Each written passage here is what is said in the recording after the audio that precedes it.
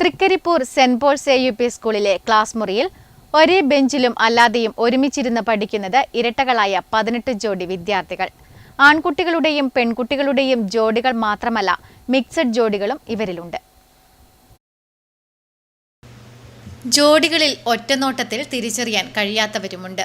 മിക്കവർക്കും ഒരേ നിറത്തിലും ഡിസൈനിലുമുള്ള വസ്ത്രങ്ങളും സ്കൂൾ ബാഗുകളുമുണ്ടെങ്കിലും വ്യത്യസ്തരും ഇവരിലുണ്ട്. സെന്റ് പോൾസ് സ്കൂളിൽ 1 മുതൽ 7 വരെ ക്ലാസുകളിൽ പഠിക്കുന്ന 16 ജോഡികളും പ്രീ പ്രൈമറി വിഭാഗത്തിൽ 2 ജോഡികളുമാണുള്ളത്. സ്കൂൾ തുറക്കുന്ന ജൂൺ മാസത്തിൽ ക്ലാസ് ടീച്ചർമാർ എടുക്കുന്ന വിവരങ്ങളിലാണ് 18 ജോഡി ഇരട്ടക്കുട്ടികൾ പഠിക്കുന്നത് അറിയുന്നത്.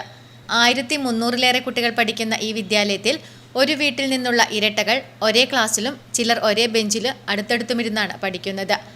7ാം ക്ലാസ്സിൽ ഒരു ജോഡിയും 5ാം ക്ലാസ്സിൽ ഒരു ജോഡിയും 1ാം ക്ലാസ്സിൽ ഒരു ജോഡിയും ഉൾപ്പെടെ ആൺകുട്ടിയും പെൺകുട്ടിയുമുള്ള മിക്സഡ് ജോഡിയുമാണ്. എല്ലാ വർഷവും ഇരട്ടകളുടെ ദിനത്തിൽ സ്കൂൾ അസംബ്ലിയിൽ കളർ വസ്ത്രങ്ങൾ ധരിച്ചെത്തുന്ന ഇരട്ടക്കുട്ടികളെ പ്രത്യേകമായി ആദരിക്കാറുണ്ട്. കുട്ടികൾക്കൊപ്പം രക്ഷിതാക്കളെയും സ്കൂളിൽ നടക്കുന്ന ചടങ്ങിൽ ആദരിക്കും. വരദാനങ്ങളായ കുട്ടികൾ മധുരതരമെന്ന് മാത്രമല്ല, ഇരട്ടക്കുട്ടികൾ ഇരട്ടി മധുരമാണ് നൽകുന്നതെന്ന് സ്കൂൾ പ്രധാനാധ്യാപിക N. മിനി പറഞ്ഞു. ഇരട്ടക്കുട്ടികളുടെ കാര്യത്തിലാകുമ്പോൾ സന്തോഷമൊന്നും ഇരട്ടിക്കുന്നു. അവരുടെ കുടുംബത്തിൽ അവർ പഠിച്ചു വളരുന്ന വിദ്യാലയത്തിൽ അധ്യാപകർക്കും കൂട്ടുകാർക്കും അവർ കൗതുകമുള്ള കണ്ണിലുണ്ണികളാണ്. ഈ അധ്യയന വർഷം ഞങ്ങളുടെ വിദ്യാലയത്തിൽ 1 മുതൽ 7 വരെ ക്ലാസ്സുകളിൽ 16 ജോഡി ഇരട്ടക്കുട്ടികളാണുള്ളത്. പ്രീ പ്രൈമറിയിൽ 2 ജോഡി കുട്ടികൾ. എണ്ണത്തിൽ വ്യത്യാസമുണ്ടെങ്കിലും എല്ലാ വർഷവും ഒരു പുതുമയോടുകൂടി ഇരട്ടക്കുട്ടികൾ ഞങ്ങളുടെ ഇവിടെ അധ്യയനം നടത്തി വരുന്നു. ഇരട്ടക്കുട്ടികളുടെ ദിനത്തിൽ പ്രത്യേകമായി കുട്ടികളെയും അവരുടെ രക്ഷിതാക്കളെയും വിളിച്ച് ആദരിച്ച് പോരുന്നു.